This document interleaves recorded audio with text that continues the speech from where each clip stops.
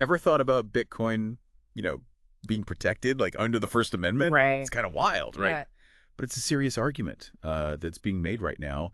And lucky you, dear listener, you get to deep dive into it with us today. We're going to be sort of unpacking this really interesting paper that you sent over, Bitcoin's protection under the First Amendment. Yeah, And it makes this case that's, well, it's complicated and really relevant right now. it is. It really is. I mean, we're talking about like cutting edge tech, the law, and even like personal freedom all in It's one. all connected. Yeah, no pressure, right? Right. But really, though, what we're trying to do is take this really uh, dense legal document and like break it down. So even if, you're not a lawyer, which, most people aren't. We want you to walk away kind of getting it, having that aha moment. Yeah, absolutely. And to do that, we need to start with like the core of their argument. What is Bitcoin, really? Right. Because they're saying it's more than just like digital money. Right, exactly. And it gets into the mechanics of Bitcoin as like a decentralized ledger, which I know sounds a little A little targeting. yeah, but bear with us because this is really the kind of the foundation here. Yeah, so it's all about how each Bitcoin transaction is basically public. It's information that's broadcast across this whole network. Okay. So think of it like a global bulletin board, constantly updating. Anyone can see it anytime. And that constant communication, right, between users, and it's transparent. Right, That's what makes this First Amendment argument kind of interesting right. because the First Amendment, free speech. Exactly. But here's where it gets even more interesting. It goes into the political roots of Bitcoin, specifically this thing called the Genesis block. Have you heard of Okay. it? So the Genesis block is the very first message that was encoded into Bitcoin, The first message. the very first one. Yeah, and what's fascinating is that this wasn't just, some random code. Right. This was a commentary on what was happening, back in 2009 during the financial crisis. Oh, wow. Criticizing the bank bailouts. Yeah. And highlighting this need for transparency. So Satoshi Nakamoto, the kind of mysterious creator, Right. put this very pointed critique, like right into the DNA of Bitcoin. That's a statement. Absolutely. And it speaks to the core values that are sort of baked into Bitcoin from the very beginning.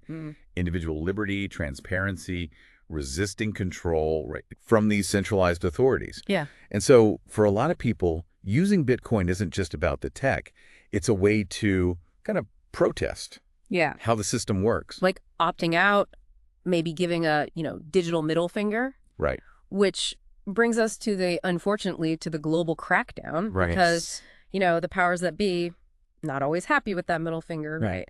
So the paper highlights a bunch of instances where governments have tried to, control or even ban Bitcoin. All over the world. China, Venezuela, you name it. Yeah. And we've seen it here in the U.S. too. States like New York, they've put restrictions on mining, right? Right. Saying it's about the environment. And then at the federal level, you've got talks about taxes on mining and making it hard for crypto businesses to even use banks. Yeah. It seems like a lot of governments, they don't know what to do with Bitcoin. So it's this whole like square peg, round hole kind of thing. Right. Which brings us to the heart of it. Why do these authors think Bitcoin should be protected by the First Amendment? And their argument is that at its core, Bitcoin transactions, that public information, that's speech. Right. Which, I mean, on its face, that might sound a little out there. Okay. But they back it up. They compare it to legal cases where financial data, even computer code, have been protected under the First Amendment. Interesting. So, for example, you've got that case, City of Cincinnati versus Discovery Network. The court said that, yeah, sharing information about prices and quantities, that's protected. Okay. Or another one, Universal City Studios versus Corley, that established that computer code, the way it transmits information, that's also speech. So if those are considered protected, then why not Bitcoin transactions? Right, exactly. Especially since they often, they carry a lot more meaning, a lot more weight than just basic data. Right. But of course, there's always pushback. People say, well, Bitcoin, that's just, buying and selling, like banking. How can that be speech? Right, right. And the paper tackles that head on. Okay. They say the key difference is that Bitcoin, it's decentralized by design. There's no one entity controlling it, saying which transactions go through. Okay. And that's fundamentally different from, your traditional bank. Interesting. It's like they were saying the system itself is making a statement, But get this, it doesn't stop there. The paper goes on to say Bitcoin's not just speech, it's, get this, expressive conduct. Expressive conduct? I'll be honest, before this whole deep dive thing, I wouldn't even know where to start with that. It's a fascinating area, really. Basically, it's this idea that sometimes, doing something can be just as powerful as actually saying something. Like, think about it, flag burning, right? Protests, or even just wearing certain clothes to make a statement. Courts have actually protected a lot of actions under this. Wow. So with Bitcoin, are they saying that just like using Bitcoin is a protest? In a way, yeah, they directly compare those, traditional forms of expressive conduct to using Bitcoin. They even quote some big names in the crypto world, like, what's his name, Brian Armstrong from Coinbase and Jack Dorsey, right? They've both said, straight up, that using Bitcoin is about pushing back against government control, promoting individual freedom, that whole thing. Putting your money where your mouth is, kind of, literally. Exactly. So it's like you're joining this like silent protest, but instead of signs, it's Bitcoin. That's pretty interesting. And what's even more interesting is that it's not even just about your personal reasons. Yeah. Even if you don't see Bitcoin as political, the fact that so many people do, that matters. It's about the message itself, not just why you're doing it. It's like this whole like undercurrent, right, of resistance built into how it works. And it gets even, I don't know, deeper when you think about Bitcoin mining, because now they're saying miners are like publishers with like editorial discretion. Exactly. They point out that miners, they only have so much space in each block, on the blockchain.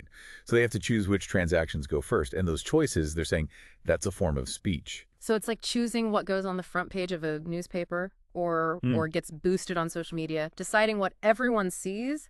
That's a powerful thing. Exactly. And they use the example of Marathon Digital, a big mining company, right? They stamp Made in USA on their blocks. Really? Yeah, it's a small thing, but it shows how you can have expression even in mining. Like a little message in the blockchain itself.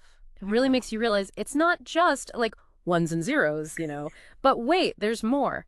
Now they bring up expressive association, and this one, I gotta be honest, threw me for a loop. Right. So this part gets into how the law protects groups that share values, goals, even if they're not like officially organized, Yeah. like charities, clubs, even some online communities. Okay. So they're suggesting that the whole global Bitcoin community, decentralized as it is, could be that kind of association. Because they all believe in this idea of Bitcoin, these shared values like decentralization, freedom, transparency, all that. Exactly. And they do say, yeah, this argument's a bit of a stretch because Bitcoin has no central leadership. But then they point out all the shared values, all the online groups, the conferences, even just how people talk about Bitcoin online. It's a real community. So it's less about like official membership, more about a feeling, a shared goal, right? Okay, so we've got Bitcoin as speech, Bitcoin as action, Bitcoin as a club, basically. It's like a Russian nesting doll of legal arguments. But how does all this actually work in real life? That's the million-dollar question. Right. Right. And this is where it gets really interesting. They use a real-world example, the New York Bitcoin mining ban. Right, right. They banned it because of the environment, as we said. But they point out this big contradiction. New York loves artificial intelligence, right? Yeah. Pouring money into it. And that uses a ton of energy, too. So they're cool with energy use when it fits their agenda. I don't know. Seems kind of hypocritical, no? Yeah, and legally, that's a big deal because it makes you question how much of this is really about the environment and how much is about targeting something they just don't like. Right. Like they see Bitcoin as a threat and this is a way to control it. Exactly. And that's a slippery slope. And that brings us to this idea of strict scrutiny, which is like legal jargon, I know. Right. But basically, the paper argues that because Bitcoin mining, it might be protected speech, any rules against it, they got to be super, super justified. Like no other option justified. So strict scrutiny means the bar is really high if you want to put limits on something like that.